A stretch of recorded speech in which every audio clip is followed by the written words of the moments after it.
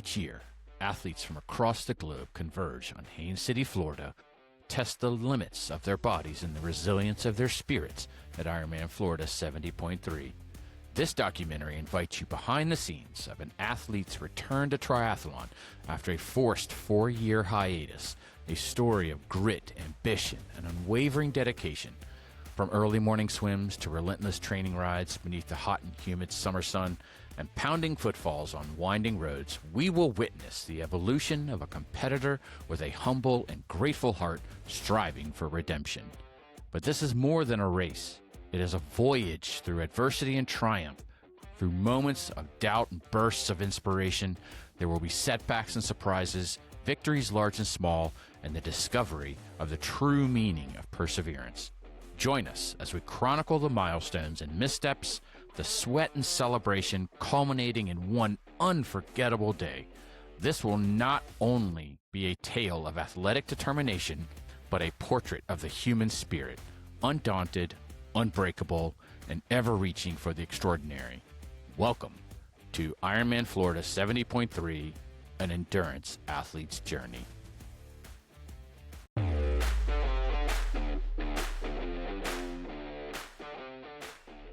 Welcome, everyone, to Ironman Florida 70.3, an endurance athlete's journey. I'm your host, Coach Justin. We are here at the end of week 9. So this has been a documentation series where I have been talking about my prep for Ironman Florida 70.3 on December 14th, 2025. So let's talk about the overall, how this week went.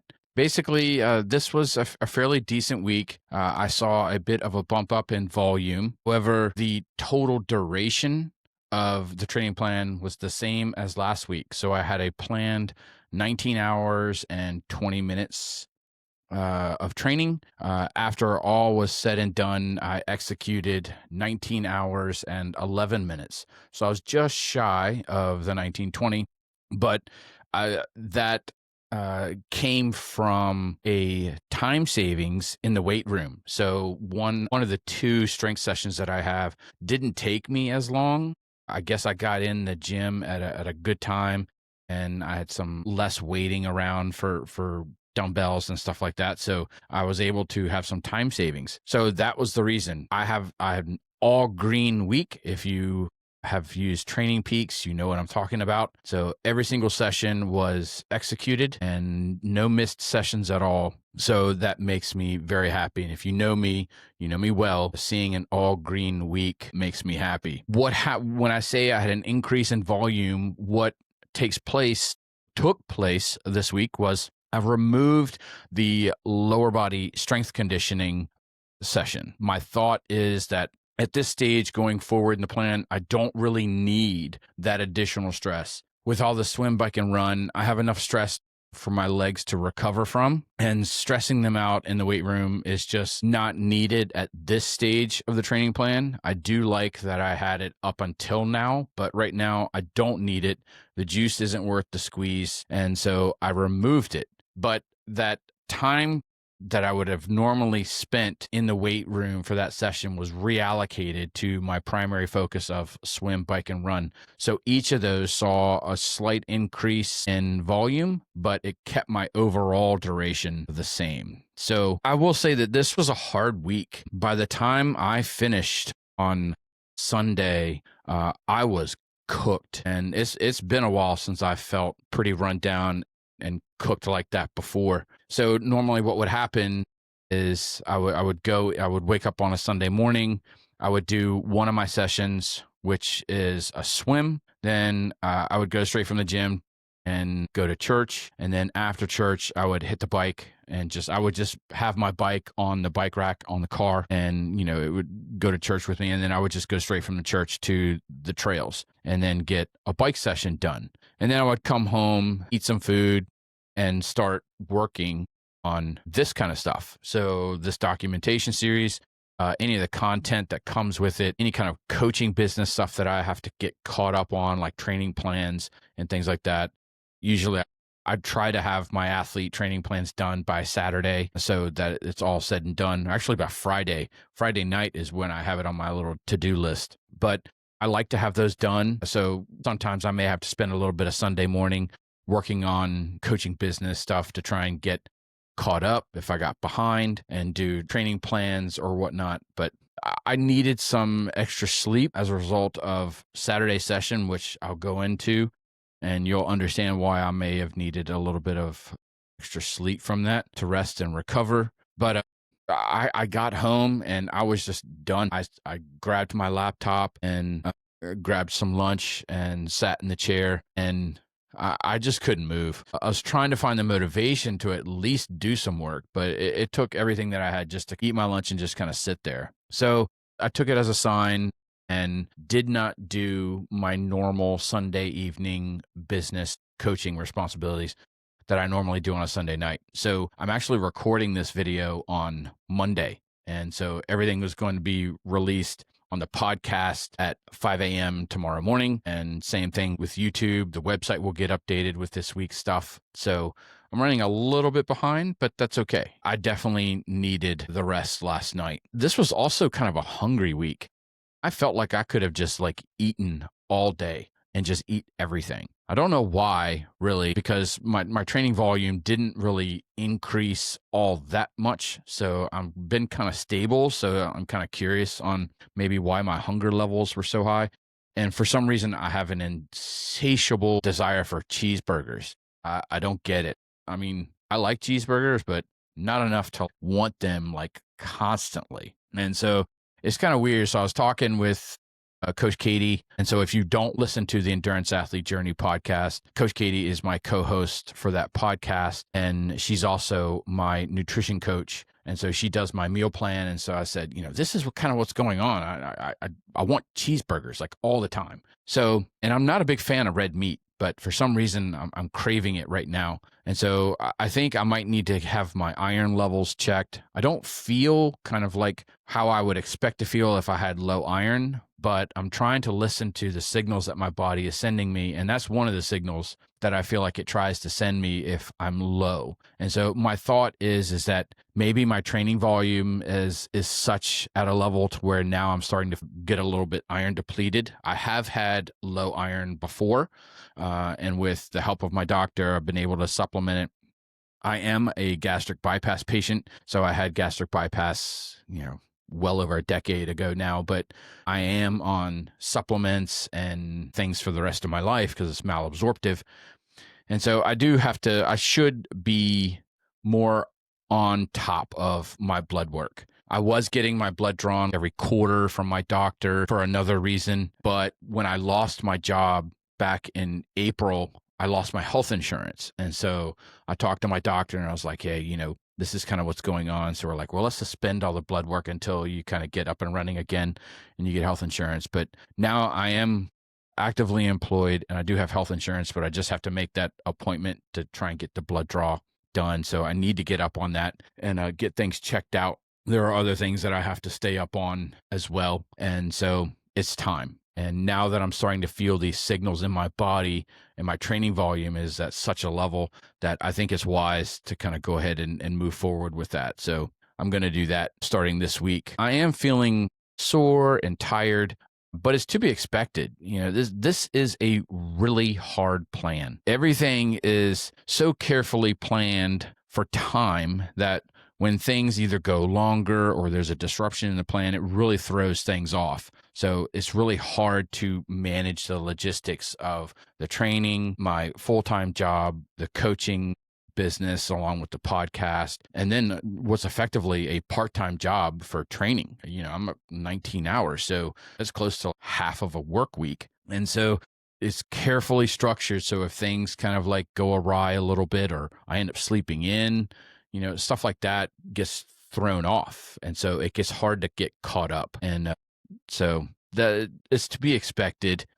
This isn't a plan for everyone. And unless you are an experienced athlete and we've been working together for a long time, I don't believe that I would give this plan to one of my athletes unless they specifically ask, this is the plan that I want to do. And then I would still have to do a lot of due diligence to make sure that they could handle something like this. But this is, especially just for a half Ironman, this is a high volume plan for that. Normally, I would expect to see anywhere between 10 to 12 hours a week of training for a half. So this additional time is a lot. It is hard. And so we'll talk a little bit more about that when I go into my insights for the week. So speaking of this, so let's jump right on in to talking about how the week went. And like I said, this was an all green week, so I'm really, really happy about that. So let's start with the run. Because of the bump up in volume, my total run duration did increase. And because of that, I kept the same run walk protocol. So I still am at the 7 to 2. So it's a 7-minute run with a 2-minute walk. The structures are all kind of the same. I'm still running, 5 days a week. Last week, if you watched last week's video, I talked about how I had bumped up to the 7 from the 6-minute run, but I removed the intensity and kept everything at zone 2. This week, rather than bump up intensity, because I handled it well, because I was bumping up in duration, I still kept intensity the same around that zone 2 range of effort. It's not advisable to increase multiple factors of a training plan. So really, training plans are built with duration and intensity. And if you don't use duration, then your chances are you might be probably using miles. Any way you look at it, those are really the two main factors that comes from the development of a training plan. You don't want to, from one week to another, increase both duration or miles and intensity. So it's not advisable. And so because I was increasing duration, I held intensity constant. So I still stuck with the zone 2. What I ended up doing is bumping up into the higher end of zone 2 compared to last week. So I knew that it wasn't going to stress me out that much. I was still kind of like right around that same ballpark that I was last week, but I was really kind of conservative last week because of the increase from the 6 to 7 minutes, and my body handled it well. And so I felt comfortable kind of upping it up a little bit into that higher end of zone 2 and executed it really well. I felt good and I handled the volume well. The only other little hiccup that I had this week is in one of my previous videos, I talked about I had a little hamstring issue. No more hamstring problems. What I did though have is something that was really weird is I would have like this onset weakness in one of my knees, where it's like my leg would just kind of like buckle from under me. And so if I put too much weight on that one foot, or if it was too far out in front of me, like you're climbing stairs or something like that, I couldn't put weight on it. It wouldn't support. So it would just kind of like give out. But I wasn't willing to change the plan. So I was like, well, let me just see what it's like to run with this, knowing full well that I was going to be on a treadmill. If I needed to, I could grab a hold of the side rails to keep myself from falling. And I knew I was going to be in zone 2, so I wasn't going to be stretching things out very much. So what I did was on Monday's run, I was a little conservative. It did bother me, but I did not change the execution plan. You finish off the workout like I planned to, did the same intervals. I just kind of kept my stride tight. I didn't like overextend the stride a little bit and lengthen that stride out, because every time I would do that, when I would go to land on that one foot, the leg that was buckling under me, it would give out. And so I really focused on keeping my feet under me and trying to stay relaxed. There were a few times I had to quickly grab a hold of the side rails on the treadmill, but it was just momentary, and it was nothing lasting. But it did persist for a couple days. On Monday is when it was at its worst, and I ended up having a massage scheduled. And so my masseuse went in and kind of dug into the hamstring and the calves, and they were a bit tight. And so we're thinking that maybe that's kind of what was going on. It was disrupting something. I have no idea. I've never experienced anything like that before. So it was kind of weird. But after she dug into it a little bit, it lessened. The next day's run was better. I still had a couple instances where I kind of felt that weakness in that knee, but it wasn't enough for me to kind of, change things up. Like I said, I still stuck with the same execution plan. I was a little bit more conservative with the pacing, especially in the beginning part of the run. It seemed to kind of improve itself as the run kind of progressed. So the deeper I got into the run, the better it started to feel, so I could increase my pace a little bit. But I still was a little bit more conservative for the run for those first couple days. By Wednesday, it was gone. I was fine. There were no more issues. And so I could really kind of open things up a little bit. And I was pretty happy with that, and advanced my pacing as the week went deeper in. And, more of the run was done at that higher end of zone 2 rather than the kind of like the low to mid range. And so I felt pretty good with that. I did change how I'm rotating my shoes. I've been running in 2 different kinds of shoes. One has my race shoes, has a 4mm drop, and my other shoes that I've just started running in, they have an 8mm heel toe drop.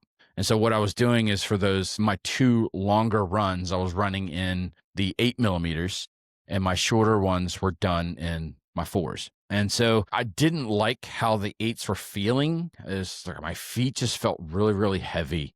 And I could definitely feel more of a pronounced heel strike with that. So I really had to kind of pay attention on how my foot was making contact. And so what I did was I switched my moderate runs, which are those 2 longer runs for the week, and used my race shoes, the 4mm drops for those, and substituted. I think it was two of the shorter runs were done with the 8mm. The 2 moderate runs and 1 shorter run was done in my race shoes, the 4s. And I liked it a lot better.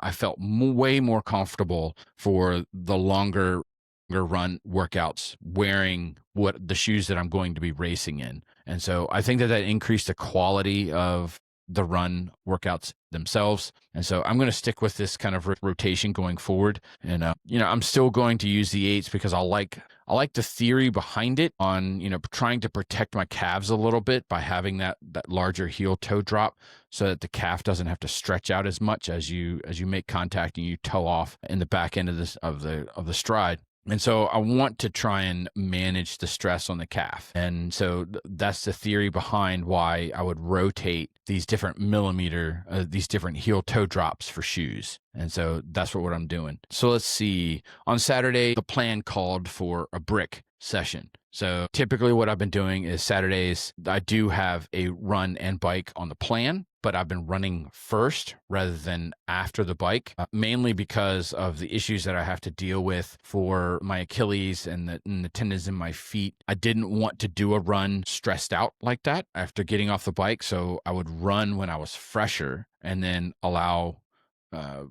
the stress to accumulate during the bike. And then once I was done with the bike, I'd be done. But now I'm at the stage of the training plan where brick sessions are starting to make more sense now. Like I said before, I have a blog on the website where I talk about brick sessions.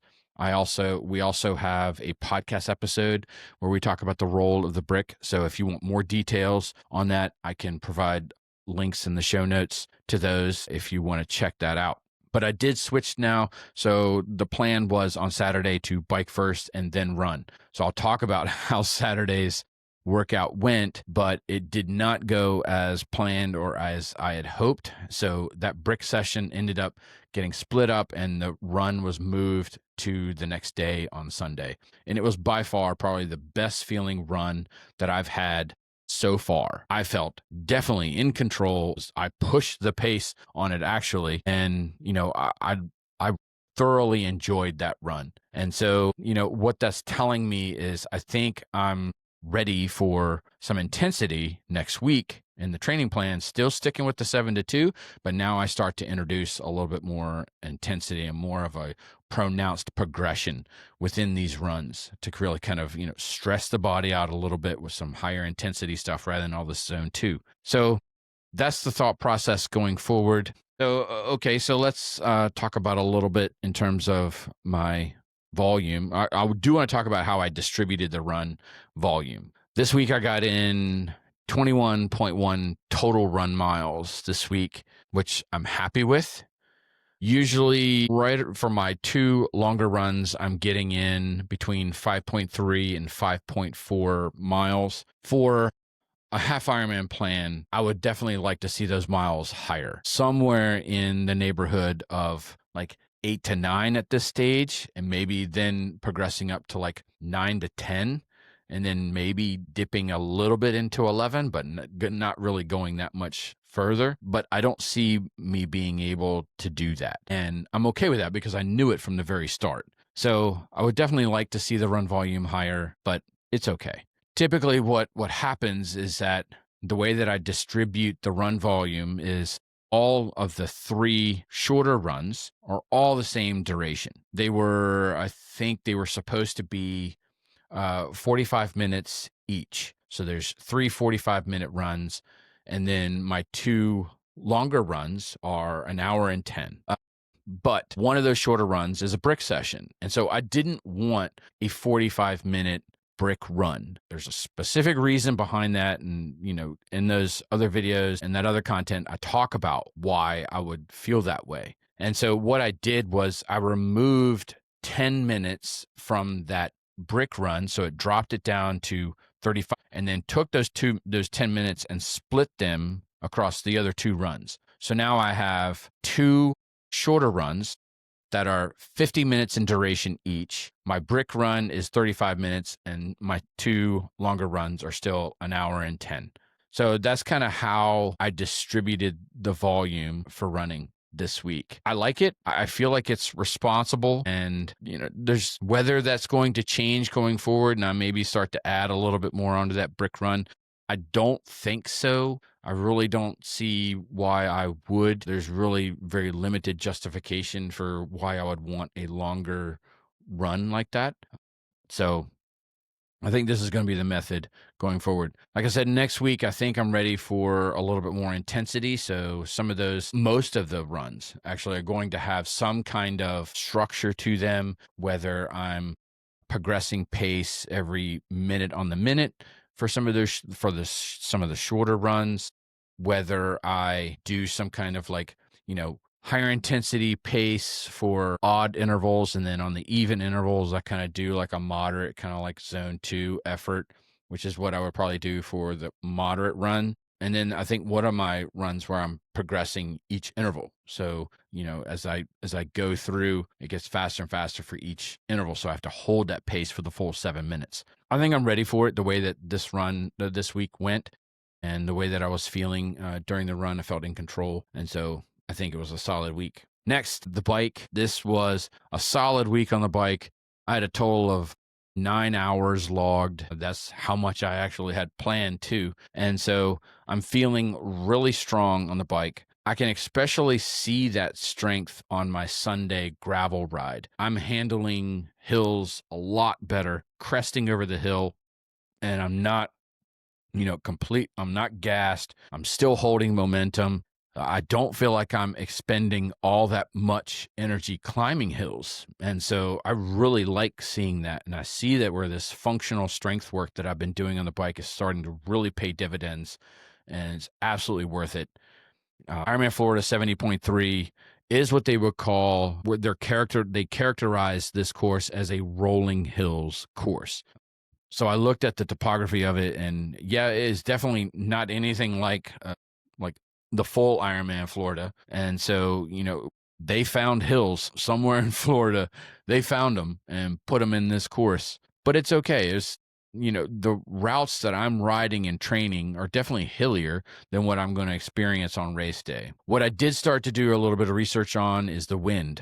Sometimes Florida can be extremely windy. So being able to sustain an aero position for longer periods of time is crucial if you want to perform well on the bike on race day. And I was reading through some comments where I think it was last year, maybe the year before, there was some significant wind. And so that's something that I'm going to start consciously working on.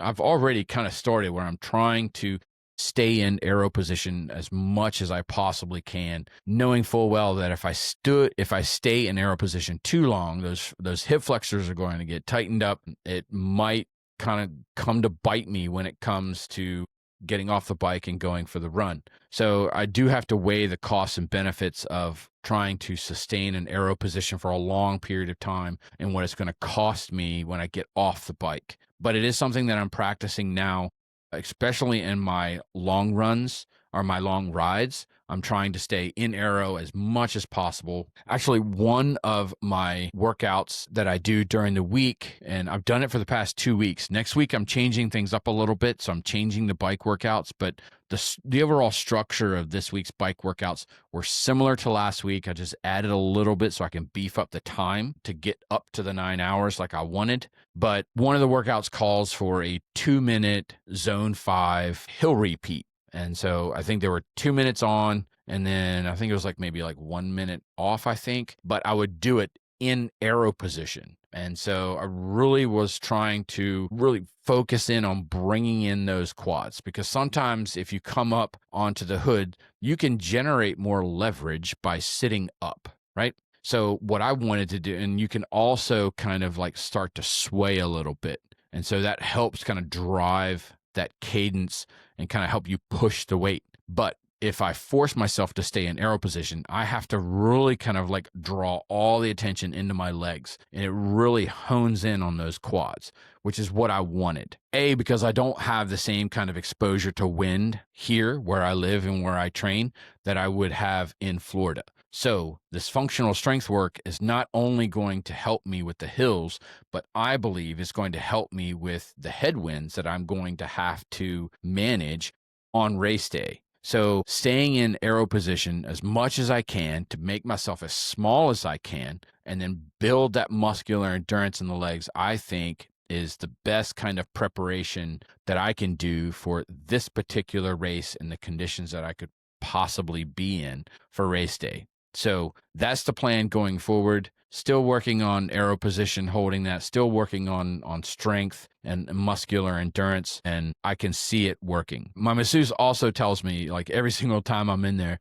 she's like, yeah, your quads are tight. And so it's validation that, what I'm working on and the focus that I have is working. I just need to be a little bit more diligent on my side in terms of recovery. I work from home and I sit right beside my Theragun. So I don't know why I can't seem to, just grab the thing out of the box. And if I'm sitting at my computer for 5 minutes, working on something, just have that Theragun just rolling over one of the quads, and then put it aside. And then, 30 minutes later, grab the gun again, work on the other quad.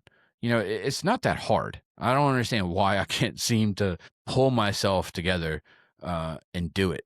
A, because I know it's what has to be done and what should be done to keep myself healthy. But, I'm much more of I will admit, and I'll own this, that I'm a bit of a lazy recovery person. So I'd much rather just lay there in the Normatec boots and just let it do its thing, and then me count that as recovery.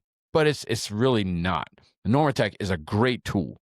It pushes fluids. So if you have, pain in your leg, is basically what happens is the moisture gets drawn into the muscle, into the area, into the soft tissue, and then it pushes on nerve senses, and that's what causes soreness and pain, is this fluid buildup as the muscle starts to repair itself. But Normatec, the way that it uses the pulse compression is that it pushes that fluid out. So it's supposed to make the legs feel better, because now there's no fluid that's there pushing on those nerve senses to cause soreness and pain. But it does not, I don't believe that it does anything about muscle elasticity and kind of making it more pliable, working on knots that develop within the muscle and kind of smooth those out. It will not fix those. So I have to really be really purposeful with just grabbing the stick roller. I really hate getting down in the ground on the floor and doing foam rolling. I really despise it. But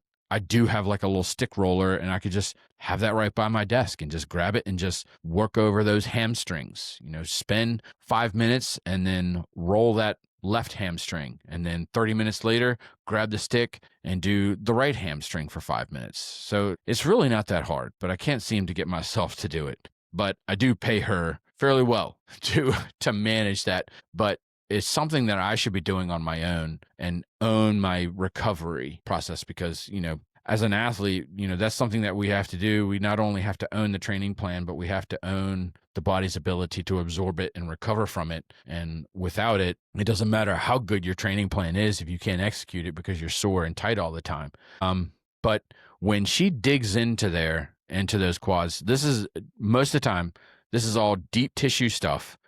I spend an hour and a half on the table, and she works on, we talk about, hey, what are the hot spots this week? And then we work on those specific areas for longer periods of time. She still does the full body, but pays special attention to those problem areas. But when she digs into those quads, I have to kind of bring my Lamaze breathing. I have to breathe through it a little bit.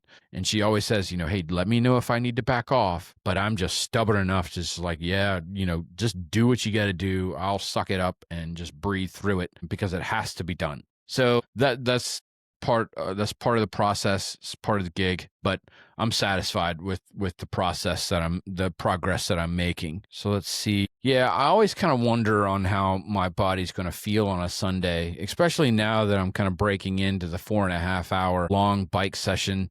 And that's going to be now coupled with a run off the bike. So I'm kind of curious on how the legs are going to feel on Sunday. So far, they have felt better on Sunday than they have on Saturday, which is kind of interesting. Lately, I have not been able to get into the Normatec boots on Saturday evenings after my sessions.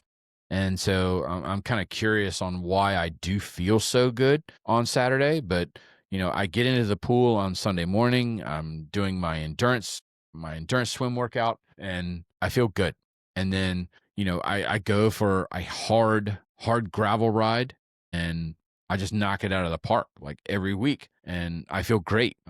This week, I think it was the reason that I kind of felt so drained. It was because of the accumulation of the entire week and not just like how, Saturday and Sunday went. But I will talk about now how my Saturday long ride went. It was less than ideal. It was downright frustrating, but I'll tell you the story. So right now we are getting to that part of the time of the year where it's cold in the morning. It was like in the morning when I woke up on Saturday, it was like 35 degrees. That's cold. And I don't mind getting out there at like maybe like 40 degrees on the gravel bike because I go slower on the gravel bike, but I'm bundled up in like hoodies and gloves and multiple layers and stuff like that. That I don't mind. Riding in an aero position on a road bike going upwards of like 18, 19, 20 miles an hour on flats, not to mention, hitting close to 30 miles an hour on downhills at 40 degrees, that's freaking cold. And that's not something that I'm interested in doing.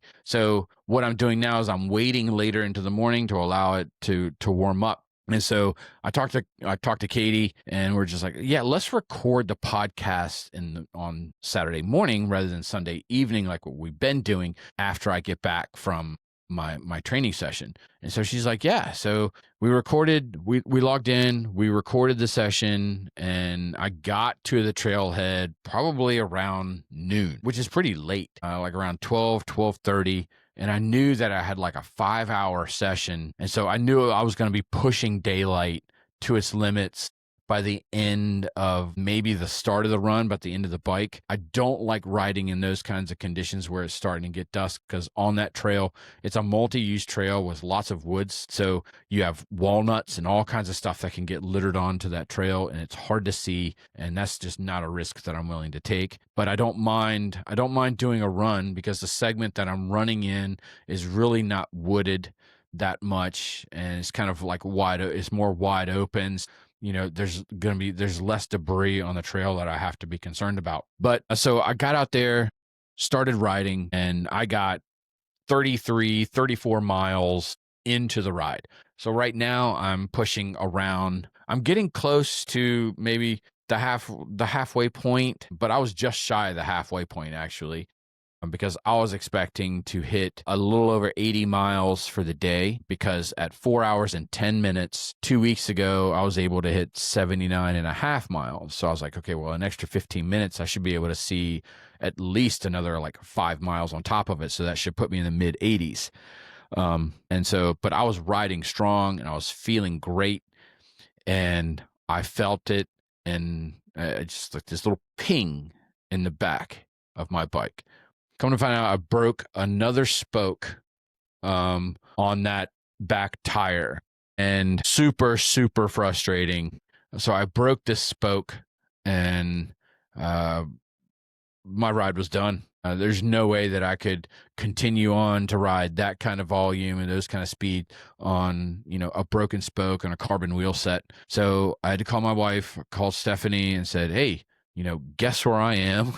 I was like, I'm almost to Williamsburg. I'm 33 miles in. I'm about 13 to 14 miles away from kind of like the nearest area where we could meet. Can you at least meet me in Charles City, and I'll soft pedal it for like 13, 14 miles and try and come back, and you can pick me up, get me to my car, and so I can get home. I was really, really mad and frustrated, especially since I just had this bike all tuned up and, had the wheels all trued and everything has been going well. At the beginning of this training plan, I broke 2 spokes on my gravel bike, and now it's been frustrating. So I broke 2 spokes on this same wheel before this training plan started, actually before in my last race. So it was right before my last race back in June. I broke 2 spokes on there, and then now I've just broken another one. So I took the wheel in today to the bike shop, have them check it out. They're going to actually look and see, what's going on, if there's any corrosion issues. I don't want to have like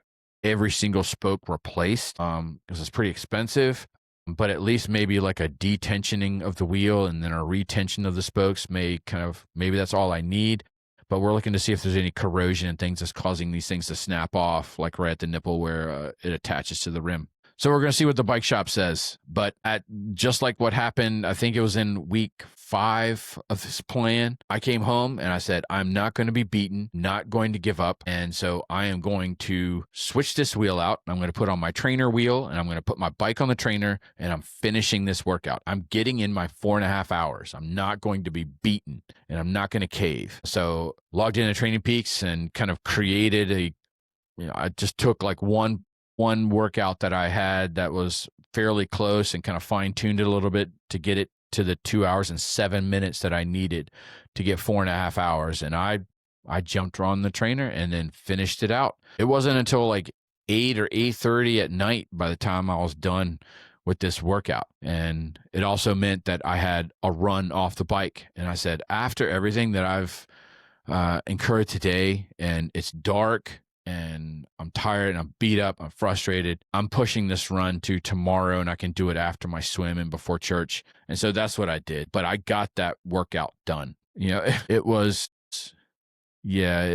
just wasn't a pleasant experience, but this is where I'm at. These are the cards that were dealt sometimes. I'd much rather it happen in practice rather than on game day. But there we are, finishing off my notes here. So like I said, I had 9 hours planned on the bike. That puts me kind of like in the top 10 of all time for weekly volume. And I have training data going back to 2014. So it's like the 10th highest weekly training volume that I've ever had. So I'm happy. I'm happy with where I'm at. Next week, like I said, I'm going to change up a little bit of the weekday workouts and just throwing in some different stuff. The weekend stuff kind of stays the same. It's still staying at like 4.5 hours for Sunday, and then an hour and 20 on the gravel on Sunday. But the weekday workouts are kind of change a little bit. I still have the Zone 2 because I do have a massage planned for the week. So the day that I have the massage is the day that I'm going to do like the easy Zone 2 spin to kind of flush the legs out from the massage and make sure that I'm prepped and ready to go for the next day. But that was the week for the bike. And so I'm stuck on the trainer until I can get my wheel back from the bike shop. And so we'll see what they have to say, but I'll be on the trainer. Hopefully I don't have to do my long ride on the trainer on Saturday. I'd really prefer not to, but I will do it if I have to.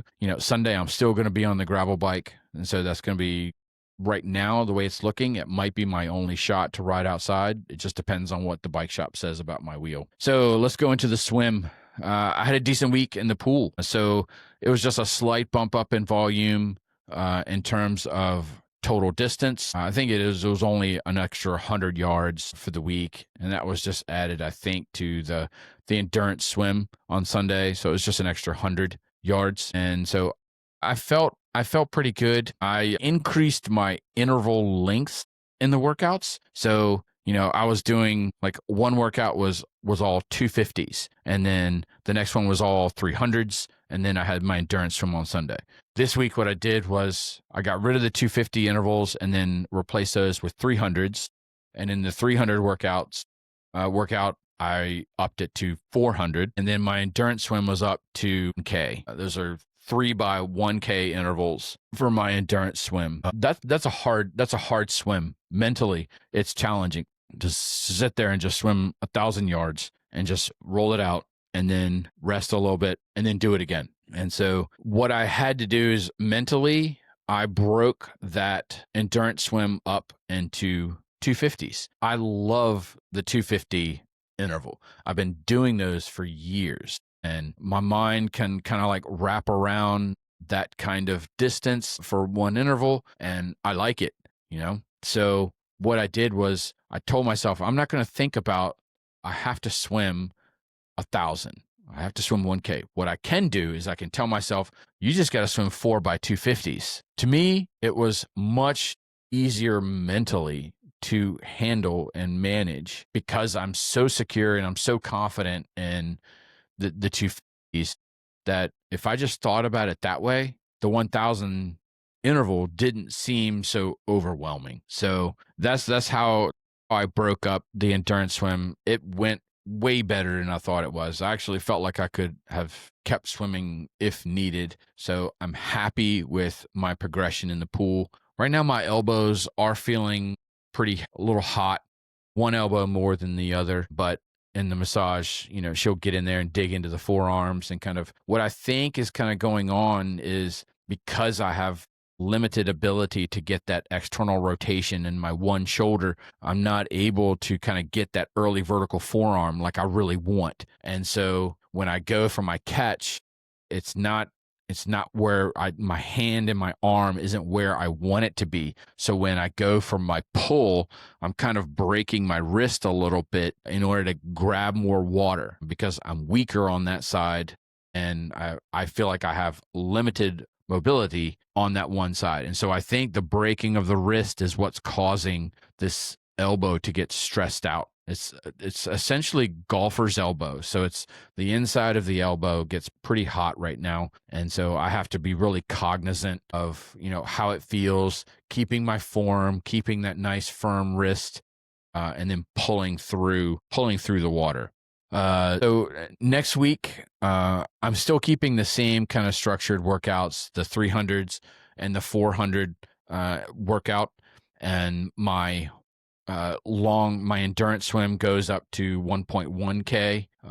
And so I'm feeling decent in there. This is by no means kind of like my biggest volume in the water. So I went back in my database and said, this is actually the 30th, this week's volume measured in minutes is the 30th of all time, but it's 18th in terms of like weekly distance. So I've definitely swam a lot more in the past than what I'm swimming right now. So this is by no means, really high volume.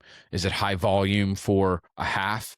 Maybe. In order to be prepared for a half Ironman, I really encourage myself and the athletes that I work with that we have to be comfortable swimming 3Ks. You have to get to the point where you can swim those comfortably. The reason is you don't have to swim 3K, but it's the first event.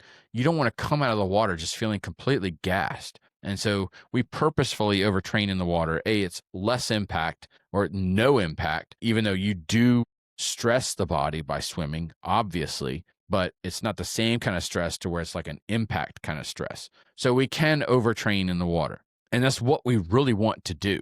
So my 2 weekly sessions are 3K swims, and I'm feeling comfortable. The endurance swim that I have is above 3K. So right now it's about 35 to 3,600 for the session. So I think that's more in line with like a full Ironman training session, but I'm happy with the progression that I'm making, and I'm okay to maybe overtrain a little bit in the water, mainly because I do need to build that endurance. I do need to build that strength. I can't run like I want to, so I really want to kind of get on the bike feeling fresh.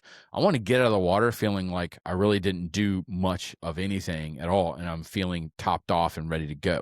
So that's kind of the goal. But this is kind of like what it takes.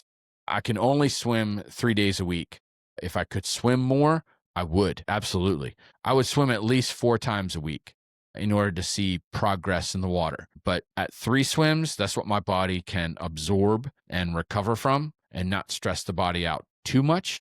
And so that's where I've kind of stuck myself, is at 3 swims a week, and then just kind of distribute the volume as best as I can across those 3 swims. So the last component is the strength session. So it was another good week in the weight room. I like this change that I made to my approach, where I dropped my weight a little bit, and I continue with the 15 reps because my body seems to be absorbing it well, and I'm recovering better, and I do feel better going into my aerobic sessions. So I believe at this phase of the training plan, this was a good decision to make. I also think that it was a good decision just to remove the legs from the weight room at this stage of the training plan, because I have enough to recover from. So that's a smart move. I think it's a conservative approach, and I think it was well advised, and that's what I'm going. I like that change that I make. I'm still building strength in the weight room, so I'm still feeling stronger, and I feel like it's still contributing to my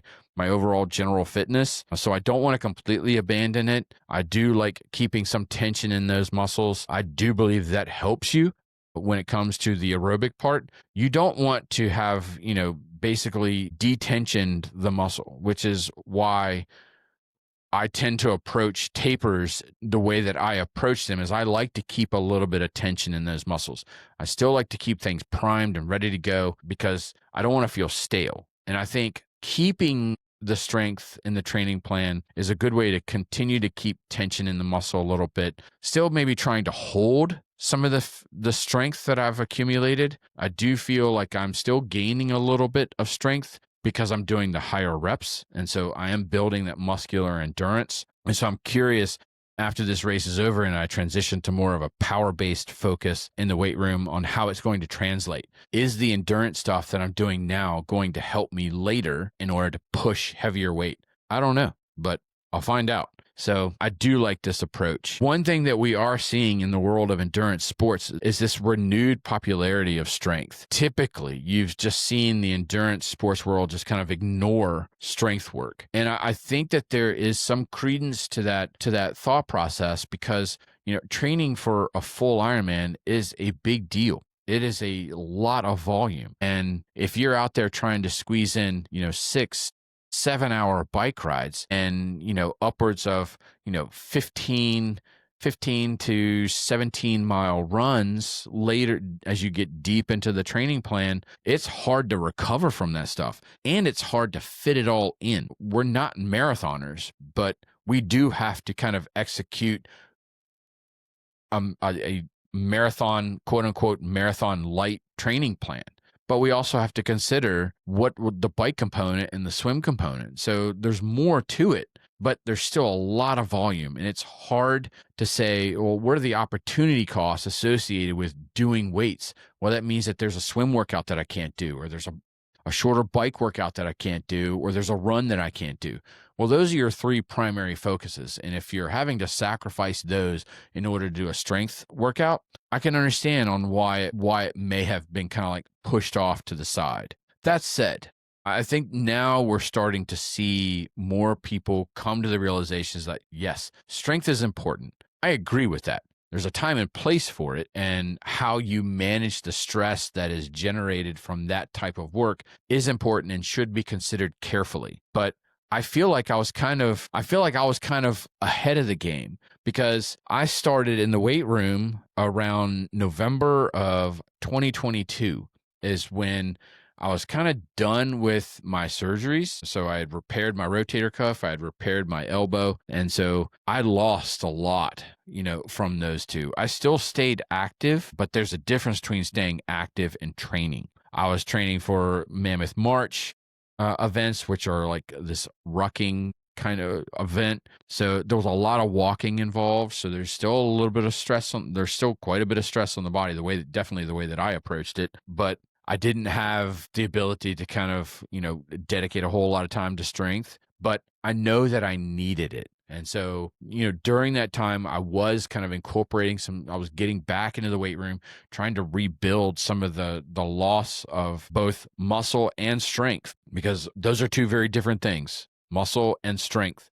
You can be big, but not be very strong, or you can be smaller and strong and not have those big bulking muscles. So there's a difference between muscle size and strength, but I had lost both. I had lost both muscle and definition, and I had lost strength. And so if I knew that if I ever wanted to get back into triathlon and get back into endurance sports, I needed to rebuild that. It was especially important because I was a gastric bypass patient, and during those time periods cannibalizes muscle. So, I still had a lot to make up for and a lot to rebuild.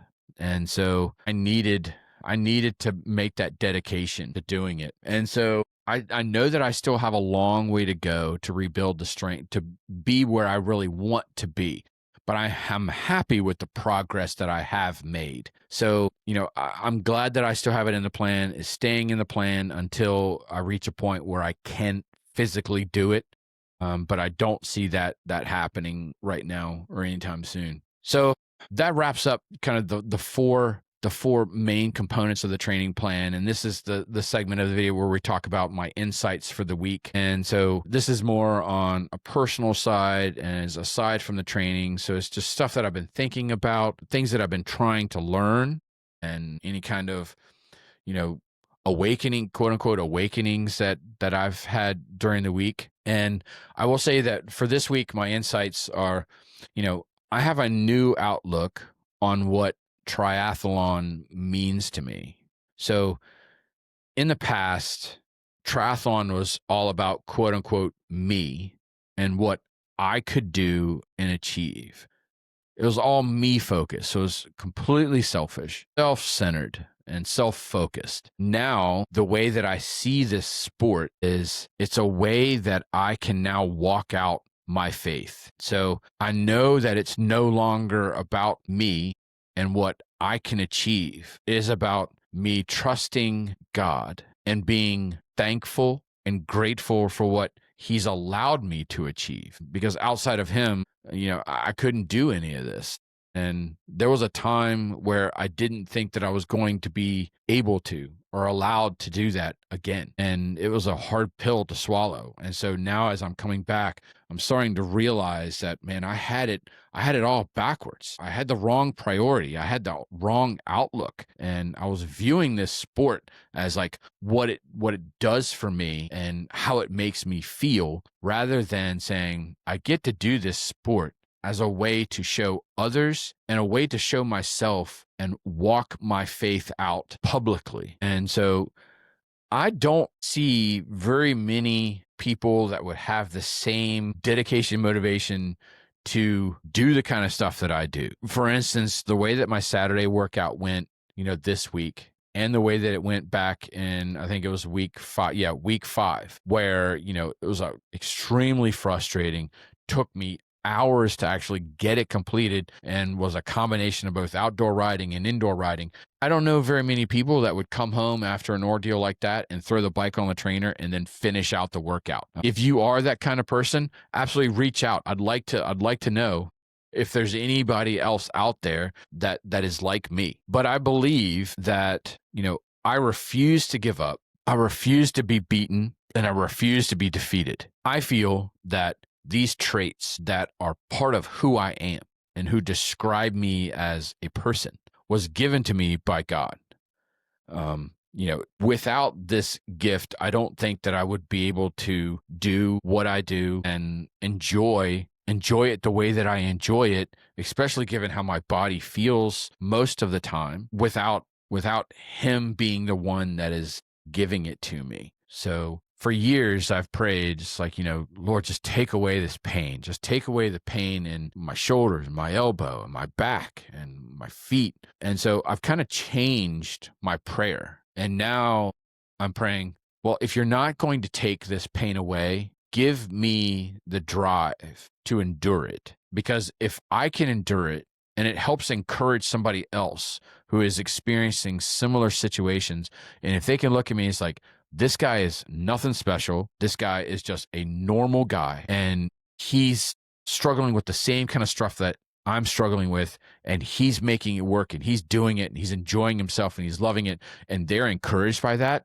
then it's all worth it. So if he won't take away the pain, then he'll just use the pain. And so this is how I'm walking out my faith, to be an example to others and to let them see, hey, no matter what you're going through, you can get through it. However hard it's going to be, if you want it bad enough, you can do it. And so this is me trusting God completely, because there have been several times, like during this training plan, where I've questioned the plan. I've questioned my ability to execute the plan. And it's like, man, this is ridiculous. This is crazy. I don't even know why I'm doing it. But before I built this plan, I prayed and I just asked God, I was like, please give me the wisdom to build the plan that I need to be prepared, and build a plan that forces me to learn what I need to learn. And this is the plan that I've got. And it's hard. It is absolutely hard, but I asked for it. I asked for the plan that I needed, and this is the plan that I've got. And so this is the plan that I must need. And so I'm going to execute it to the best of my ability, because this is the wisdom that he gave me to make the plan the way that I did. And so I don't really know how else to talk about it. I believe that I'm executing the plan that he gave me. And so it's on to week 10 right now. But I do want to leave you with kind of a scripture verse that came to me when I was considering doing Ironman Florida 70.3. And I was really kind of just like, I was really unsure and I was really insecure. And I was like, I had zero plans to do a 70.3 this year. I had limited plans to do an Olympic. And so going this far, I was like, I don't know if this is really smart. I don't know if this is in the cards for me right now.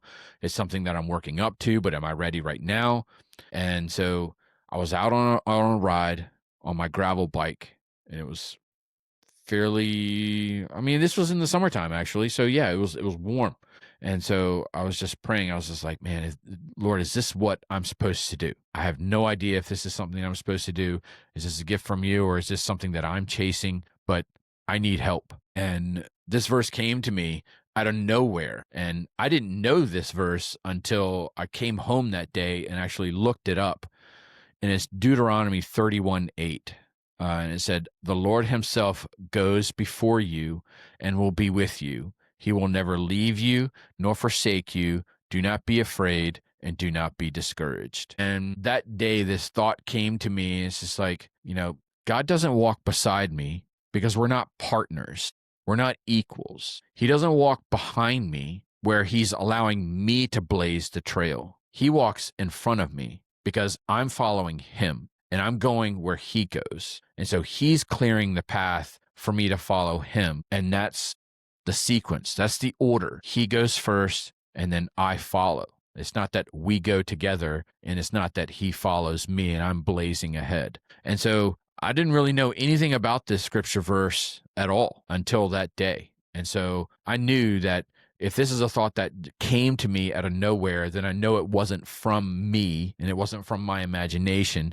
It was something that was given to me. And as I'm now going into week 10 of this plan, I am nervous. I'm tired. I feel beat up, and I'm questioning on, whether I've made the right choices as a coach, as an athlete, and questioning my abilities and saying, well, if I'm overtraining, am I going to be overprepared? If I cut back volume, will I actually be able to absorb it better? And then I'll be even better prepared if I actually do less. But I'm sticking with my plan, and this is the plan that I felt like he gave me. And so this is the plan that I'm going to execute, and I just have to trust him. This is what I mean by I'm using the sport of triathlon to walk out my faith, and it's completely trust him and follow where he's going. And so that's it. Here we are at the end of week 9, going into week 10. I want to thank you guys for tuning in to this episode. Please go out to the website, go to tabularasaracing.com,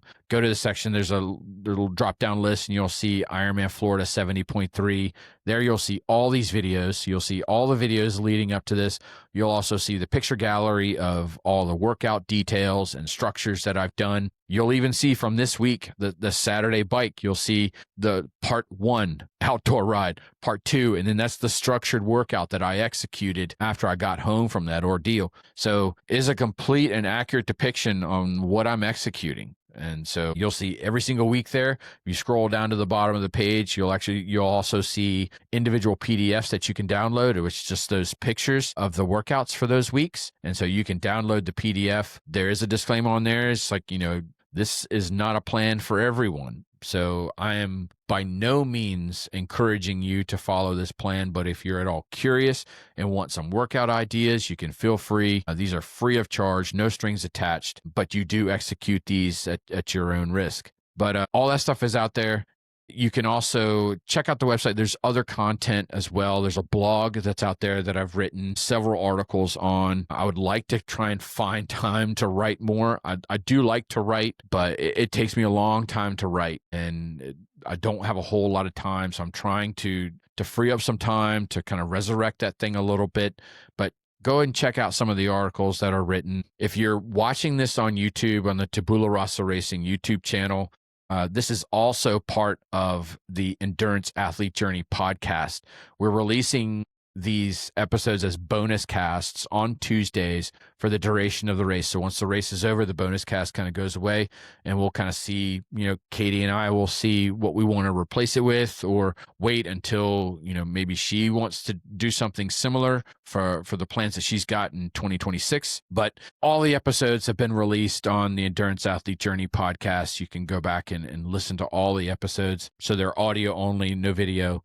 But subscribe to the Tabula Rasa Racing YouTube channel. Subscribe to the Endurance Athlete Journey podcast. That would be great. If you have a question or a comment that you have about any of the content that I've produced within these videos, please leave a message in the comment section of the video. I do check those out, and I do keep checking to see if there's any comments that's being left. And I will be more than happy to read through the comment. If it's a question that you got, or something that you want a little bit more explanation on, or a particular issue or subject that you would like for me to talk about in these videos, I'll be more than happy to incorporate them. Absolutely. I mean, yes, I'm doing this for me because I feel like this is something that I felt like I was being asked to do, but not by anybody in particular. I felt like this is something that the Lord was telling me that I needed to be transparent during this training series, and to share all this information free of charge, no strings attached, because this is part of my business. I am a coach, and so I'm effectively giving away workouts and all that kind of stuff absolutely for free. But, if it inspires you and gives you ideas, then, it's worth it.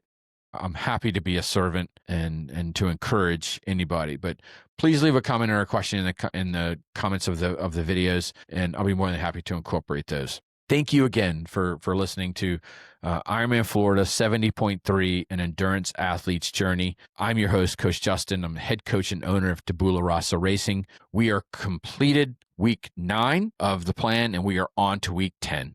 So it's been fun coming to you guys, and I will see you all again next week, and happy training. Good night, everyone.